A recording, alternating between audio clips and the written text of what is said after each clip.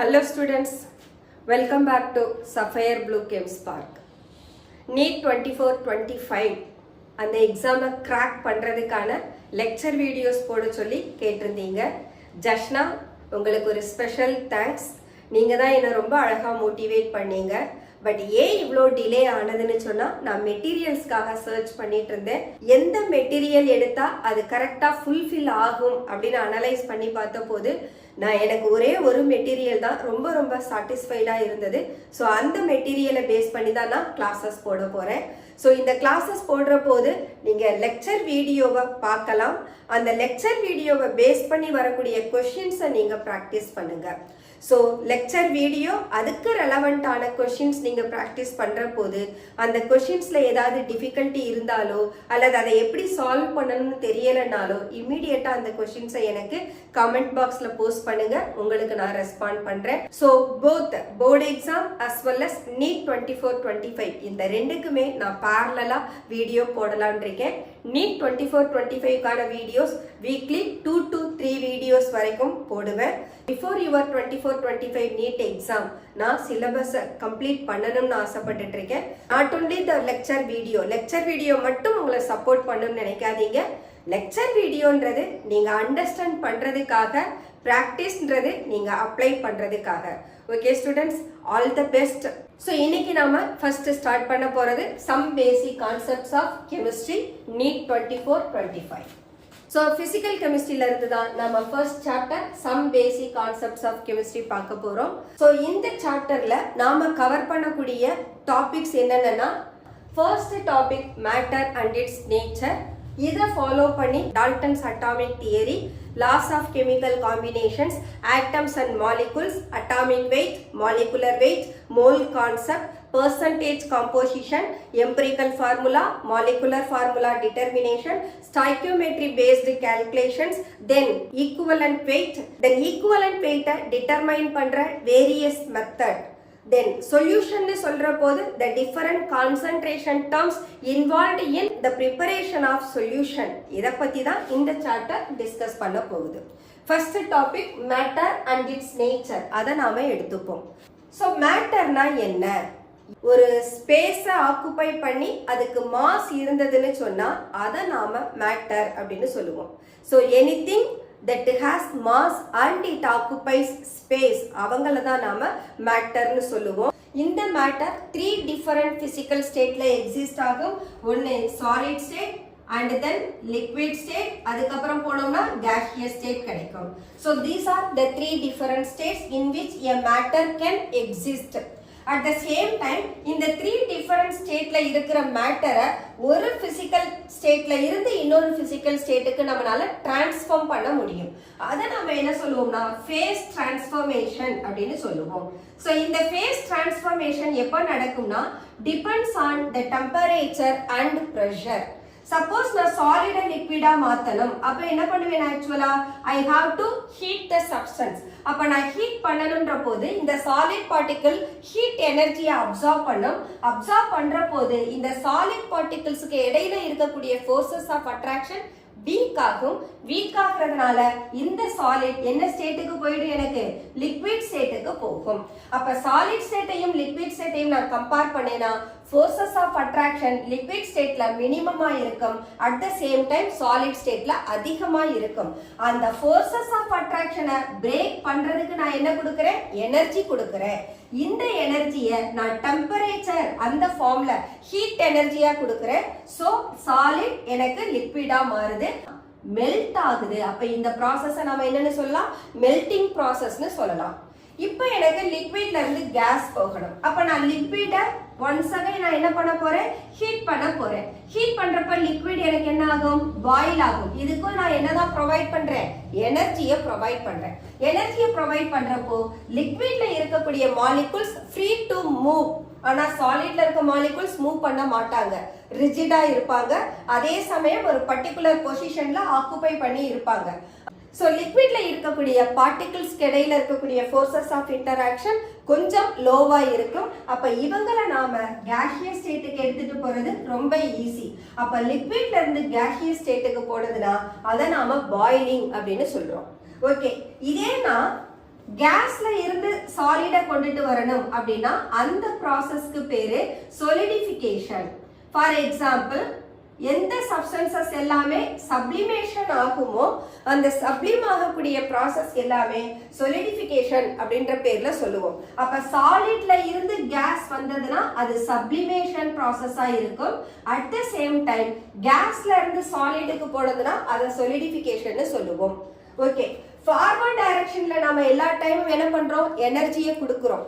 அதே ரிவர்ஸ் டைரக்ஷன்ல வந்ததுன்னா எவ்வளோ எனர்ஜியை அதை அப்சார்ப் பண்ணதோ அந்த ஹீட் எனர்ஜியை அது ரிலீஸ் பண்ணி திரும்ப எந்த ஸ்டேட்டுக்கு வந்துடும், அதோட இனிஷியல் ஸ்டேட்டுக்கே வந்துடும். அப்ப லிக்விட் உங்களுக்கு சாலிடா மாறணும்னா அந்த ப்ராசஸ் என்னன்னு சொல்லலாம், ஃப்ரீசிங்னு சொல்லலாம். So this is called the reverse process is freezing, forward process is melting.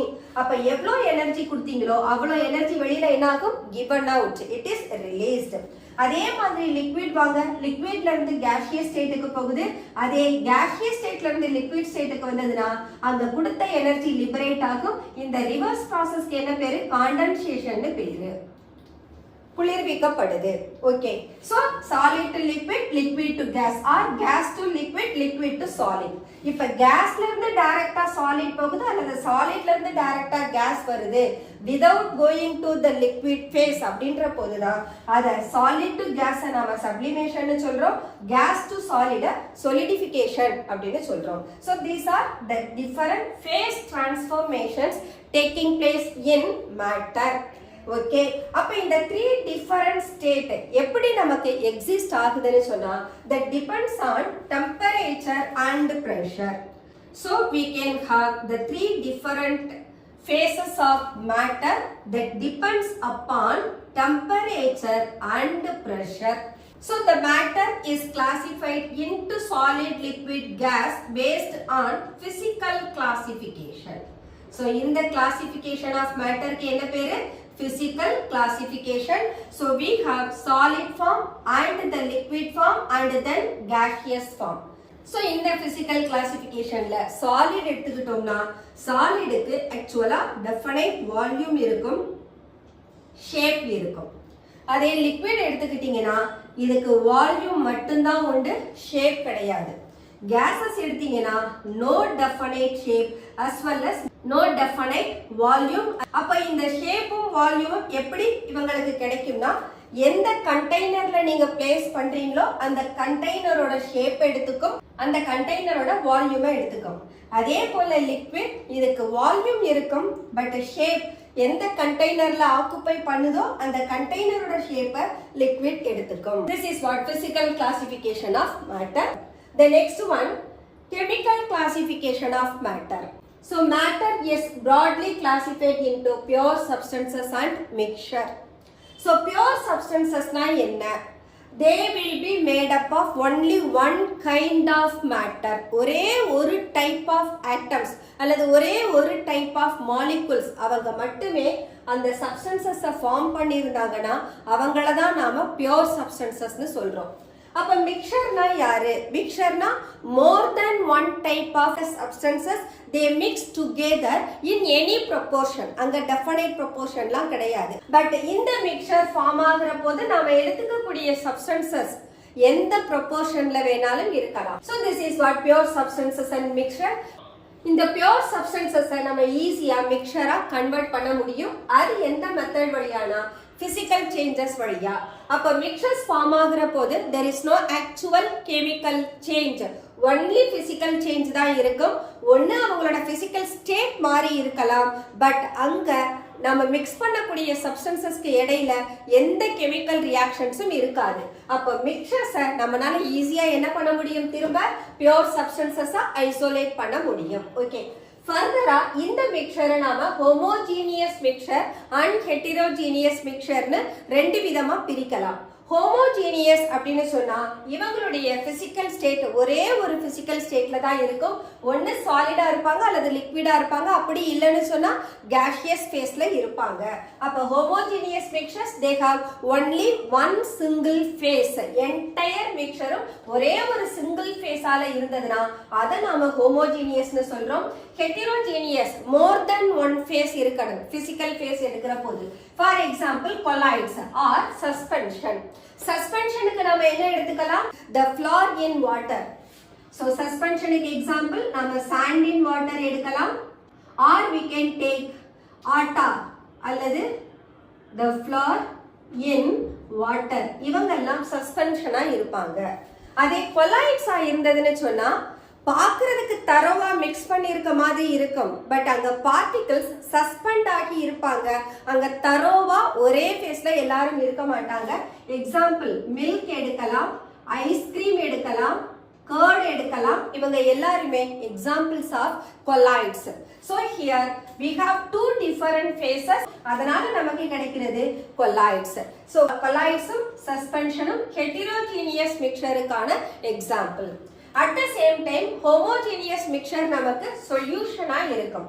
இந்த சொல்யூஷன் நமக்கு சாலிட் சொல்யூஷனா இருக்கலாம் அல்லது லிக்விட் சொல்யூஷனா இருக்கலாம், அப்படி இல்லைனா gaseous சொல்யூஷனாவும் இருக்கலாம். இந்த 3 physical state பேஸ் பண்ணி நமக்கு actually 9 types of solutions கிடைக்கும். இங்க இந்த சொல்யூஷனை ஃபர்தரா நாம கிளாசிஃபை பண்ணோம்னா we can have acid solution, base solution, salt solution and alloys. Acid solution na any acid in water, bases any alkalis in water, salt solution எந்த salt எல்லாம் waterல dissolve ஆகுமோ அவங்கெல்லாம் salt solution கொடுப்பாங்க. alloysன்றது metal with metal இருக்கலாம் அல்லது metal with non metal இருக்கலாம். So alloys are metal in metal, or we can have non metal in metal. So இந்த alloys பார்த்தோம்னா though it is the mixture, இங்க நம்ம definite proportion எடுத்துக்கணும். காமனா என்ன சொன்னோம்? மிக்சர்ஸ்க்கு definite proportion கிடையாதுன்னு சொன்னோம். பட் எஸ்பெஷலி நீங்க alloys எடுக்கிற போது alloys are the homogeneous mixture, but the different components in these alloys they are in a particular proportion by mass அல்லது by percentage னு எடுத்துக்குவோம். So alloys have definite proportion. So the different constituents of alloys are in definite proportion. That's all homogeneous and heterogeneous mixture. Now let us go to pure substances. In the pure substances further நம்ம elements and compounds னு classify பண்ணலாம். So pure substances are further classified into elements and compounds. Element அப்படினு சொன்னா தனிமங்கள்னு சொல்லுவோம். இங்க இந்த எலிமெண்ட்டை நாம காம்பவுண்டா மாத்தணும்னா அங்க கண்டிப்பா ஒரு கெமிக்கல் சேஞ்ச் நடக்கணும். அப்பதான் elements chemically combine to form காம்பவுண்ட்ஸ்னு சொல்லுவோம். ஃபார் எக்ஸாம்பிள் எலிமெண்ட்டுக்கு example magnesium, hydrogen, oxygen, silicon, phosphorus எடுத்திருக்கேன். இதே நீங்க காம்பவுண்ட் வந்தீங்கன்னா you can have water, ammonia, sugar அப்படின்னு எடுத்திருக்கோம். அப்ப வாட்டர், அம்மோனியா, சுகர் அப்படின்ற போது அங்க different particles that is different elements present ஆயிருப்பாங்க. இங்க எலிமெண்ட்ஸ்ல நான் ஹைட்ரஜனும் ஆக்சிஜனும் கொடுத்திருக்கேன். இந்த ஹைட்ரஜனும் ஆக்சிஜனும் சேர்ந்து இங்க காம்பவுண்ட்ல என்னவா மாறிட்டாங்க? வாட்டரா மாறி இருக்காங்க. இதே நான் நைட்ரஜன் இங்க எலிமெண்ட்ல கொடுத்திருந்தேன்னா நைட்ரஜனும் ஹைட்ரஜனும் கெமிக்கலி கம்பைன் ஆகி அம்மோனியா கொடுப்பாங்க. இதே நான் கார்பன் கொடுத்திருந்தேன்னா கார்பன், ஹைட்ரஜன், ஆக்சிஜன் இவங்க கெமிக்கலி கம்பைன் ஆகி என்ன கொடுப்பாங்க? சுகரை கொடுப்பாங்க. சோ காம்பவுண்ட் வேணும்னா elements they have to undergo a chemical reaction. அதுல இருந்து தான் நமக்கு காம்பவுண்ட்ஸ் கிடைக்கும். ஓகே, இந்த எலிமெண்ட்ஸை நாம ஃபர்தரா metals, non metals, metalloids, noble gases அப்படின்னு கிளாசிஃபை பண்றோம். சோ இந்த கிளாசிஃபிகேஷன் எதை பேஸ் பண்ணி இருக்கும்னா இவங்களோட ஸ்பெஷல் கேரக்டரிஸ்டிக் ப்ராப்பர்ட்டிஸ் இருக்கும். சோ ஒவ்வொரு எலிமெண்ட்டுக்கும் ஒரு பர்டிகுலர் கேரக்டரிஸ்டிக் ப்ராப்பர்ட்டிஸ் இருக்கும். அந்த கேரக்டரிஸ்டிக் ப்ராப்பர்ட்டிஸ் சிமிலரா இருந்ததுன்னா அவங்கள நாம குரூப்பிங் பண்றோம். அப்படி குரூப்பிங் பண்ற போது கிடைக்கிறது தான் metal, non metal, metalloid and Nobel cases.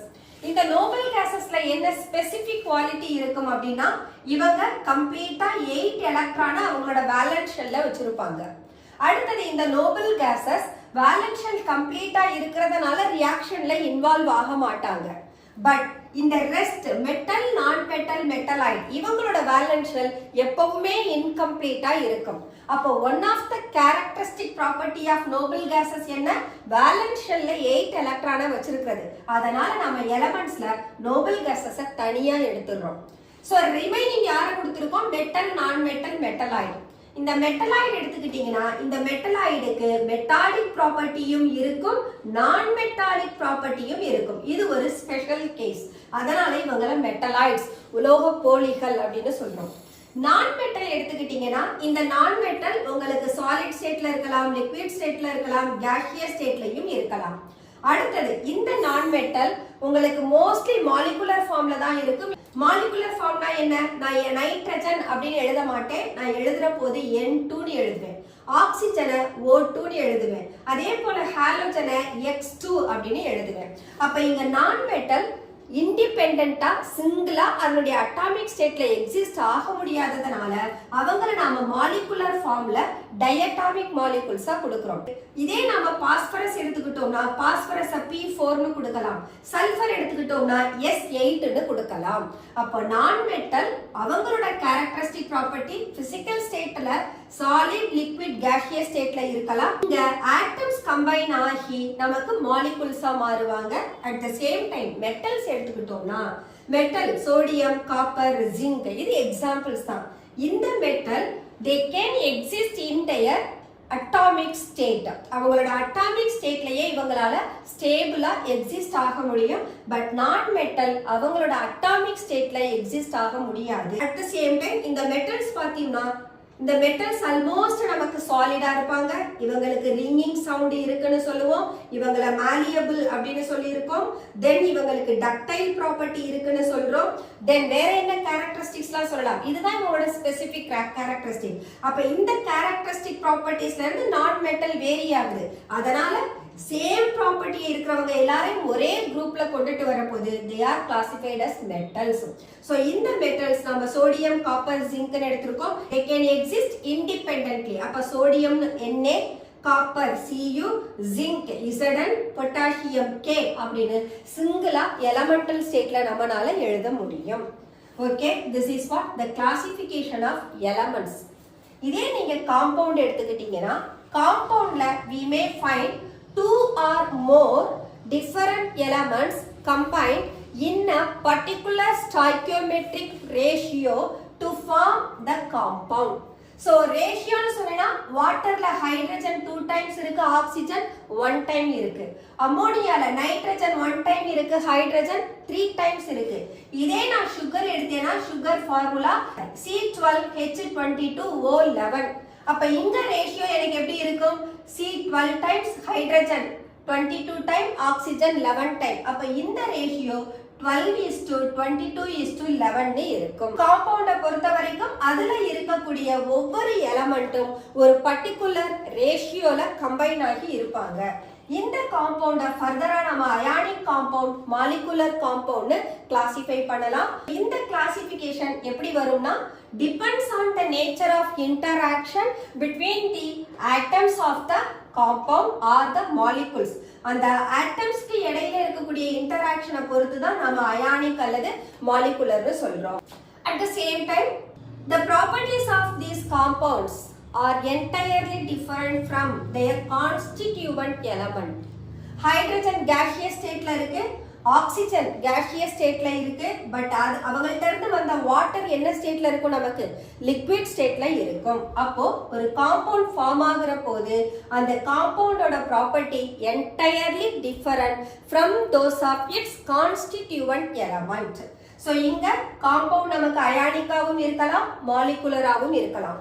இந்த அயானிக் அண்ட் மாலிகுலர் கிளாசிஃபிகேஷன் எதை பேஸ் பண்ணி வரும்னா nature of chemical forces base பண்ணி we are classifying. So here this classification is based on nature of chemical forces. So இந்த interaction ரொம்ப ஸ்ட்ராங்கா இருக்கும். Electrostatic forces of interaction இருந்தா அவங்கள அயானிக் காம்பவுண்ட்னு சொல்லுவோம்.